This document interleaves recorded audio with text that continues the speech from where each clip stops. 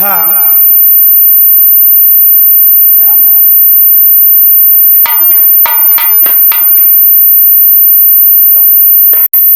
मैं कानपुर का रहने वाला हूँ और बचपन में मेरे माता पिता का देहांत हो गया और एक बहन थी छोटी जिसका नाम बिजुली रानी था।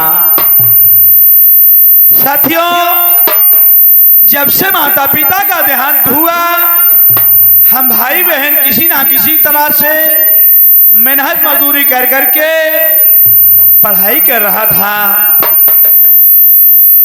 और मैं बीए तक पढ़ा हूं। एक दिन विचार आया कि मैं अपनी बहन को लेकर के कानपुर से बनारस जाऊं। मैं कानपुर स्टेशन पे ट्रेन पे बैठा, बीच में आया, मेरी बहन बोली भैया मेरे को प्यास लगी है, मैं पानी पीऊंगी। ट्रेन रुकी थी, मैंने सोचा क्या मैं उतरूं। बहन से बोला बहन वो बम्बा दिखाई पड़ रहा है, जाकर के पानी भर लाओ और तुम भी पी लो हम भी पी लेंगे। जैसे मेरी बहन उतर के गई उसके बाद वहीं से ट्रेन छूट गई, मेरी बहन वहीं छूट गई। ट्रेन आगे स्टेशन पे पहुंची, मैं वहां उतरा, फिर वापस आया, मेरी बहन मुझे नहीं मिली। साथियों, बहुत ढूंढने के बाद जब मेरी बहन नहीं मिली तो मैं सोचा चलो कभी अगर जिंदगी रहेगी तो हो सकता है कि भाई बहन का मुलाकात हो जाए। और पुलिस इंस्पेक्टर की वैकेंसी निकली थी, मैं फार्म को डाल दिया हूं। अब देखो ये नसीब कहां ले जाता है, किस मुकाम पे पहुंचाता है।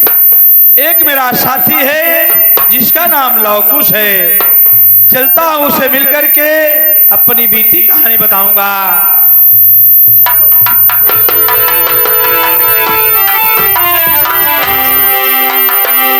नमस्ते भैया। नमस्ते लवकुश भाई, कहिए क्या हाल है।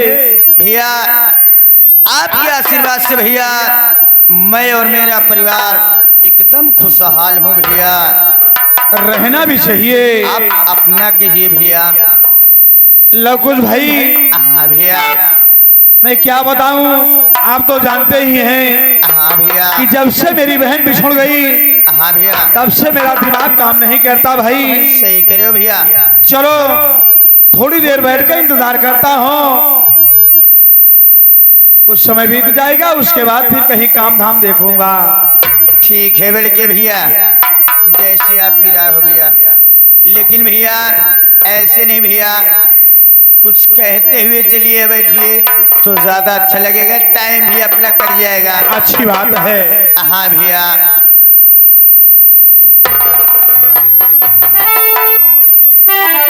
चलिए आप लोग एक लोकगीत सुन लीजिए। अगर कोई टूटिया होती है तो अपना भाई बेटा समझ के माफ कीजिएगा।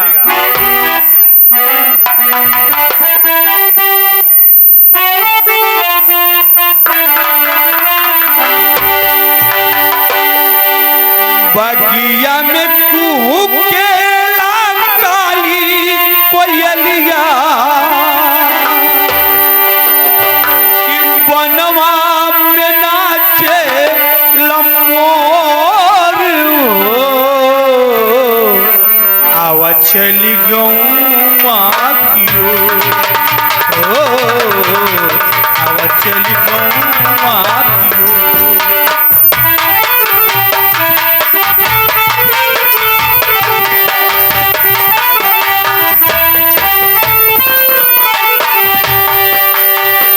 बगिया में कुहके काली कोयलिया, बनवा में कुहके काली कोयलिया, बनवा में नाचे लमोर हो,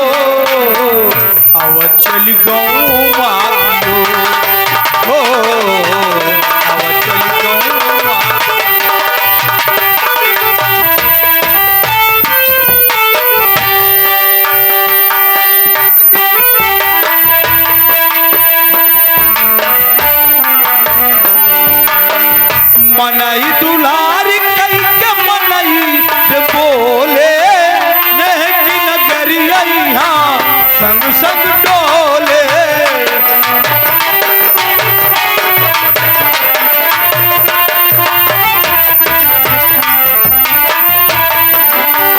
मनई दुलारी कई के मनई से बोले नहीं की नगरिया यहाँ संग संग डोले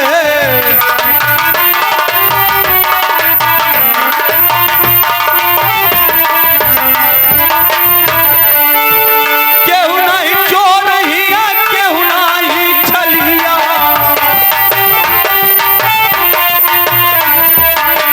केहू नहीं चोरहिया केहू नहीं छलिया बांध प्रीतिया की डोर हो अब चली गौआ की ओर।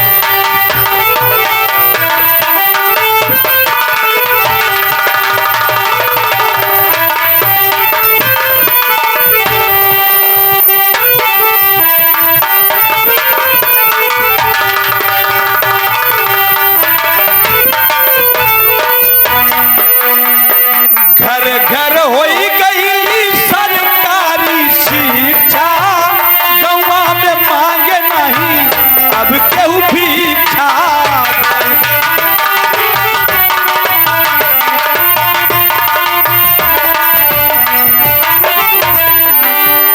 घर घर होई गई सरकारी शिक्षा गौवा में मांगे नहीं अब केहू भिक्षा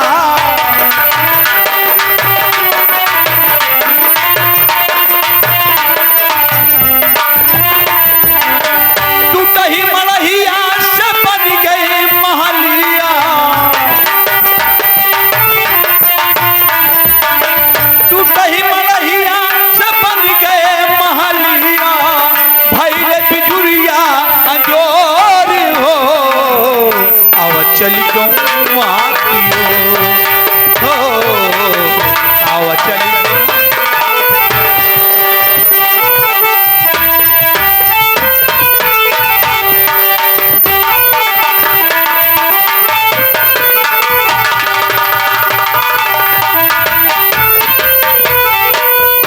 बगिया में कूकेला काली कोयलिया बगिया में कूकेला काली कोयलिया बनवा में नाचे लमोर हो अब चली गौआ की ओर हो अब चली गौआ की ओर हो अब चली